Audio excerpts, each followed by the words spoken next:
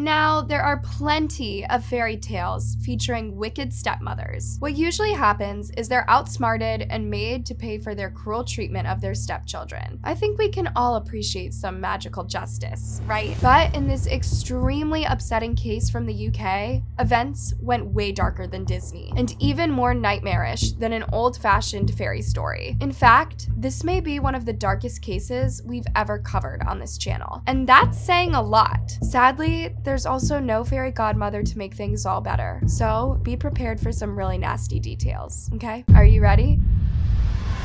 In mid-December of 2021, a female prisoner in the UK had to be isolated from the other prisoners for her own safety. The authorities realized she was at serious risk. The other inmates had added salt to her food and basically made it very clear that she wasn't safe in there with them. The British prison system gave her vulnerable prisoner status because what she'd done was so awful that she was at serious risk of getting attacked or worse. But what crime could have been so terrible that even other criminals in a prison would want to deliberately victimize her? Well, when you see and hear the horrific things that she and her partner got up to, I guarantee you won't feel even the slightest bit sorry for her current situation, especially not when you see who they hurt.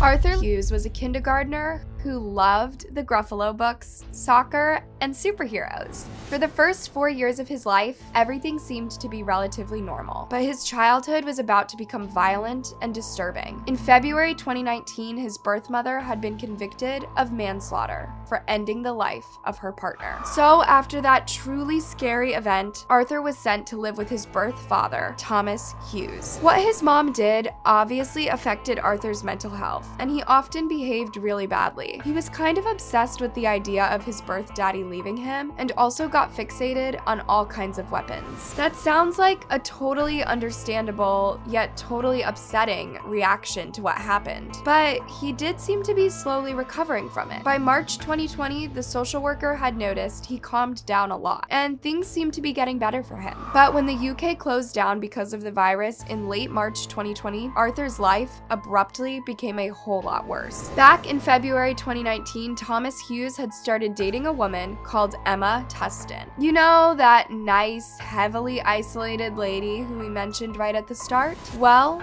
when the March 2020 lockdown began, Thomas and little Arthur all moved into Emma's place in Solihull, which is in the West Midlands of the UK. It's actually a pretty expansive area. Definitely not somewhere you'd expect something terrible to happen, and especially not to a sweetheart like Arthur. So, in March 2020, little Arthur's life got so much worse, and nobody could protect him.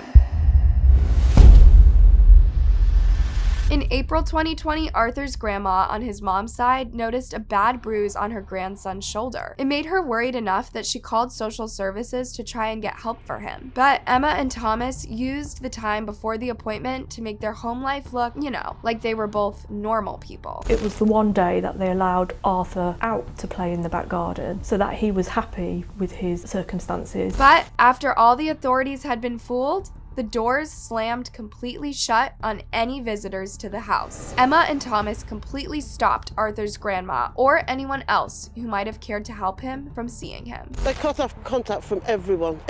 You know, and Arthur, you know, we loved him to bits. We never saw him again. Arthur also never returned to school, even after the restrictions were lifted for a while. And then on June 16th, 2020, the ambulance services received this horrifying emergency call from Emma Tustin. Ambulance service, is the patient breathing? Barely. Okay. He's basically been treating us all like shit. He threw himself on the floor, he's headbutting the floor.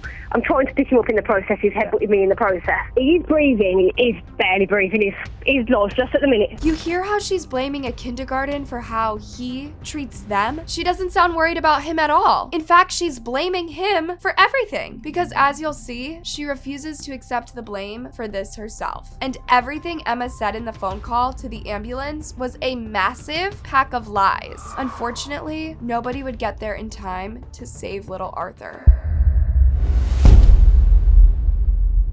When Arthur had passed away from his injuries, the police immediately started questioning Emma Tustin and Thomas Hughes outside the house. You notice how Emma still tries to make a little kid sound like a villain? He's banged himself the radiator, he's hit me, he's kicked me in the process of me trying to get him back on the thinking step. He's then gone on all fours on the floor and I've told him to get up. He was actually really weak because of what they were doing to him. More on that later. But at least he fought back while he could. Smashed this house to pieces, he's battered his dad. He's hit me. When I tried to get him off the floor from headbutting the floor, he headbutted me. And of course, even if she couldn't visit, Arthur's grandmother had constantly tried to warn the authorities that something wasn't right. She couldn't believe it was happening. They're wicked, evil. There's no word for them, especially your own child, who you've got a duty of care to protect. And when police found his body in August 2020, Arthur had a bruise for every day of lockdown. So what the hell had they both been putting him through while nobody was watching?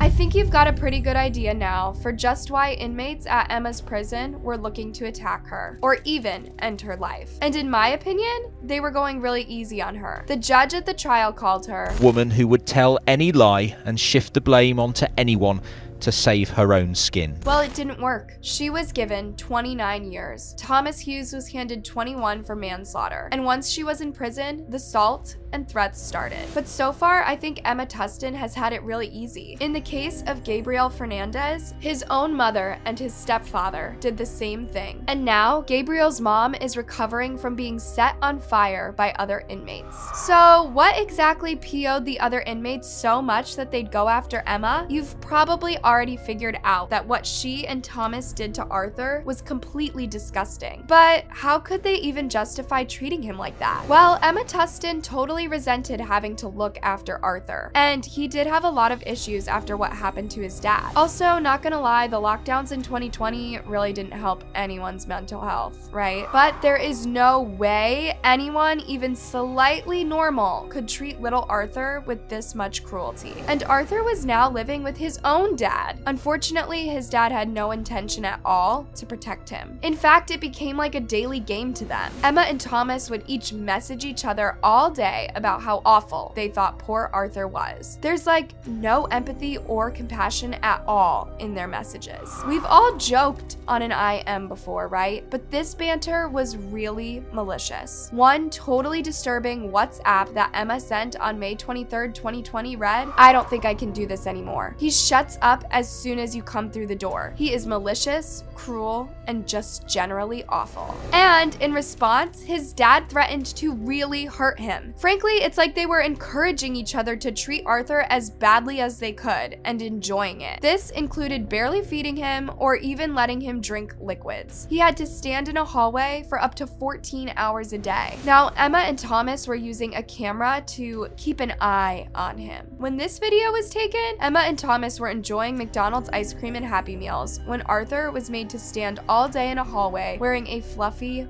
onesie. I just can't believe that the people who were meant to protect and care for him would even tape what they were doing and laugh about it. He didn't even have a bed. He had to just sleep in the living room or in a cupboard under the stairs when there were empty bedrooms just upstairs. I really have no idea how they thought any of this was okay. I don't understand how they could hear this voice and not even care, and it's super upsetting to me.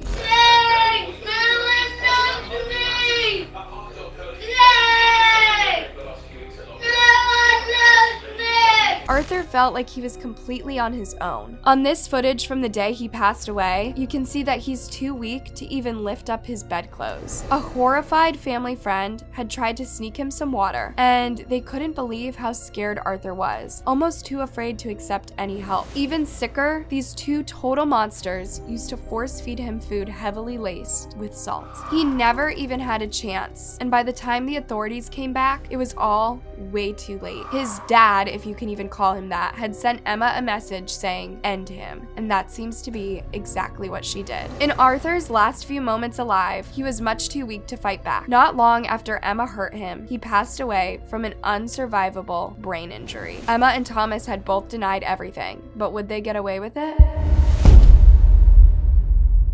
Now, these two total monsters were found guilty and sentenced. But if you thought the years were a little too light, you're not alone. There was a huge outcry from the British public and press. So, in what I'm pretty sure is a very rare thing, their sentence for their horrible crime is getting reviewed. I mean, Emma Tustin already won't be getting out for at least another 30 years. That's if she survives that long in prison anyway. Some people you just don't root for, you know? But with any luck, it'll be an even longer stretch for both of these monsters. Their local community and Arthur's grandma held a huge vigil for Arthur that took over the whole road as they released balloons. It shocked the country so much that they stopped soccer matches at 6 minutes to pay tribute to him. Because of all the attention, the government has promised that they're going to make some major changes so similar cases are handled. Like, how about making sure they stop things before it's too late? But honestly, we've heard this kind of promise before. But this time, I hope it works, because as lockdowns and other restrictions are lifted, I have a nasty feeling we'll hear about more and more disturbing cases like this. And while the chances of Emma Tustin making it out of prison in one piece are looking really slim, she still has a better chance than she ever gave poor Arthur. He really deserved so much more. So, fly high, Arthur. This reminds me all too much of the Teresa Balboa case. She was another totally evil stepmom. It's covered on the channel, and the story is just as crazy and horrifying as this one. But do you think there could have been any way to save little Arthur?